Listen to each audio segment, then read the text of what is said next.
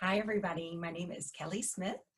I'm an author of Jane in the Jungle, a bold feminine leadership model for the new millennium. I'm a speaker, a trainer, a consultant. I am a healer, and I support women with owning their voice and owning their power. And I support women with owning their power and owning their voice right beside them, right next to them, because I too am finding as a female and as a human being that it is an ongoing process. You can never own too much of your voice or too much of your power. Today, what I want to talk about is I want to talk about owning your power and your voice in regards to money. One of the most loaded, charged topics that in all of humanity is our conversations around money, our belief systems around money.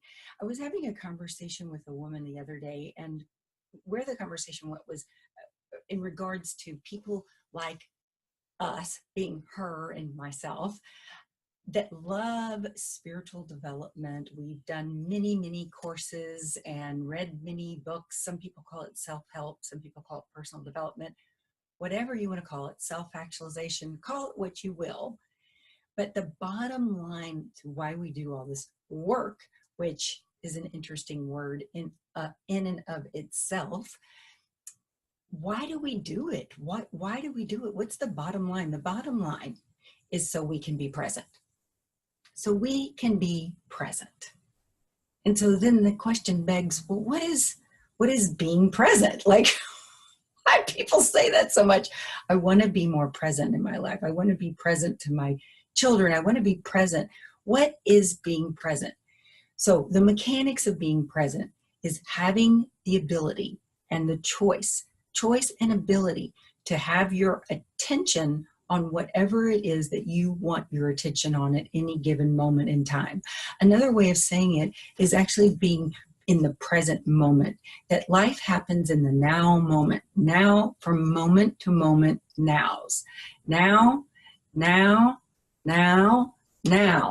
Being present is being very in the moment now, totally with your attention where you say you want your attention to be, whether it's on the people you love and care about in your life, or on love in general, just experiencing love, joy, passion, abundance, but really having the ability to have your attention there as opposed to maybe where it might default, which is maybe from the past, disappointment, lack and scarcity, old stories about money versus new stories about money. So we're doing a workshop called Create Your New Money Story Saturday.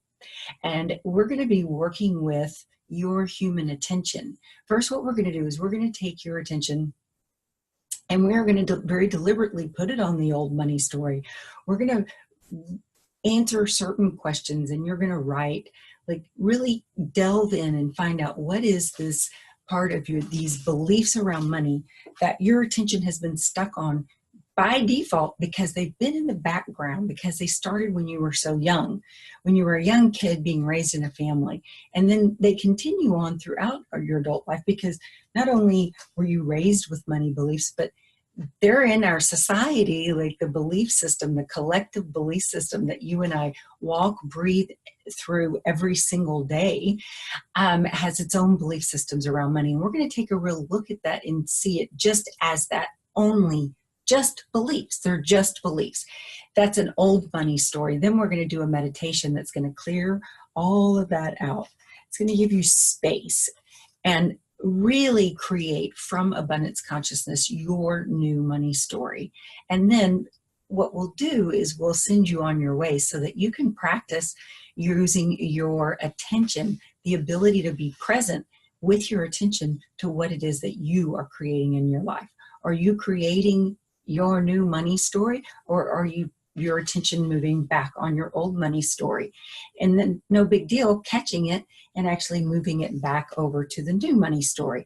And then the more you practice, the more you can keep your attention to the new money story and get results out of the universal law of attraction.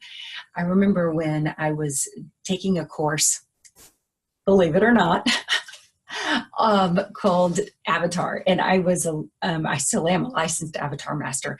But this course that I was taking was for professionals, for masters. And the guy who started Avatar, Harry Palmer, stood up. He was speaking. He was presenting. He stood up in front of all of us, and he said this very bold statement. He said, "Human attention is your most valuable commodity." There was a pause. Puzzled looking faces. I know I was confused. I'm like, I've never heard commodity used that way. So he said it again. Human attention is your most valuable commodity. And I thought, well, you know what, that's worth trying on and seeing, like, what does that mean to me? Like, or how does that play out in life? How does that make a difference? And so I did. And pretty soon I remembered, well, of course, because of this other course that in my 20s that I was certified to teach in and lead in, called reevaluation counseling, where one of the techniques that we used, or concepts in counseling that we used, was called a balance of attention. And that literally is knowing where your attention is. Is your attention up in your head, in your belief systems? And if so, you're trying to figure out the same thing, giving you the same answers, because your belief system is telling you over and over again. If your attention is stuck up there in your head, then it's introverted, and you're going to always get the same answers. You're always going to get the same story.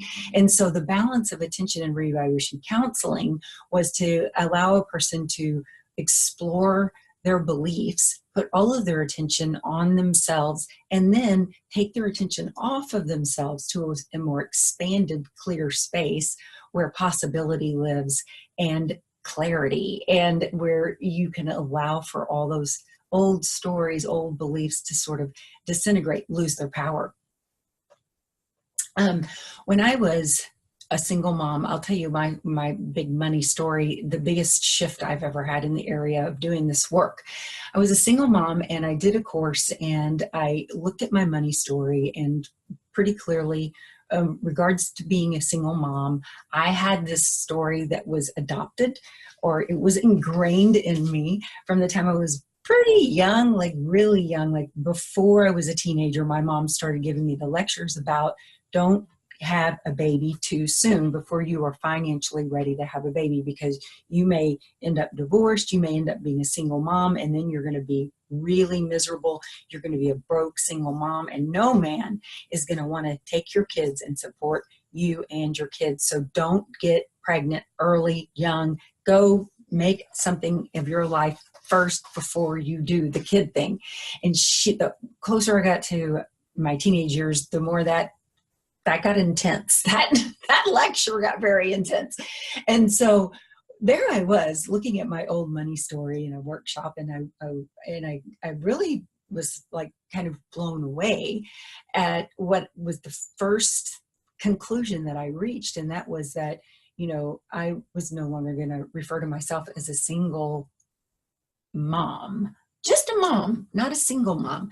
And so I took the single out, because the single, when I referred to myself as a single mom, what it did was it threw me directly into this old money story that I had inherited from my mom. And it was out of the love of her heart for me, her concern for me. It was all meant, it was meant well, very much so. However, for me as a little girl and as a grown woman, it was terrifying, because I ended up being a single mom who was terrified of money. I was mortified and felt very trapped and stuck and scared. And so I couldn't be present to my finances. I could not stay present long enough to my finances to be responsible with my finances. I was getting myself in trouble with the IRS. I was really digging a hole.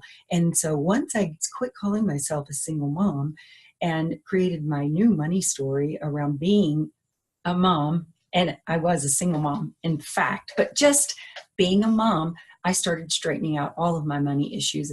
Now, it took a little time, because I had a lot of momentum going in this direction called single mom. But as I slowed the momentum by giving up that story and creating a new story around money and being a woman and having kids and being okay, then I was able to move in a whole nother direction and get my shit together, quite frankly. So this is really powerful, very powerful stuff. It's powerful if you don't have a handle on it, and it's really powerful if you do have a handle on it. So come to the workshop Saturday if this resonates with you. It starts at 10 a.m. and we go till 12:30 p.m. It's at the Spectrum Center, and I will also be going live on Facebook on the event that I created for this workshop as well. So we're taking it up a notch and doing it. It's all free. So you just come and enjoy your own exploration and your own, new story, your new grasp on where your attention is going to go. Literally, like after the workshop, you will leave. You will start with your money story, your old one, then we will do the meditation. We'll put your attention on the new money story. And then when you leave the workshop, you will have way more of a grasp of where your attention is at any given time. Is it on the old money story or is it on the new money story? And you will then have more power around choosing where you want your attention to be. So when you catch it on the old money story, you can actually move it and put it on the new money story. And the more you do that, the more practice you are at that, then guess what? The more the law of attraction is going to reward you, the universal law of attraction, because what you think about and how your beliefs play out in your mind is actually what the universe answers you with. So it's self-fulfilling prophecy, as they say. So come to the workshop if it resonates with you. I can't wait to see who it does resonate with and who shows up or who joins us live on Facebook Saturday morning, March 3rd, 10 a.m. to 12:30 p.m. Come ready to transform, or as one of my avatar masters used to say, come ready to get your hair blown back for the next 100 years. All right, have a wonderful day.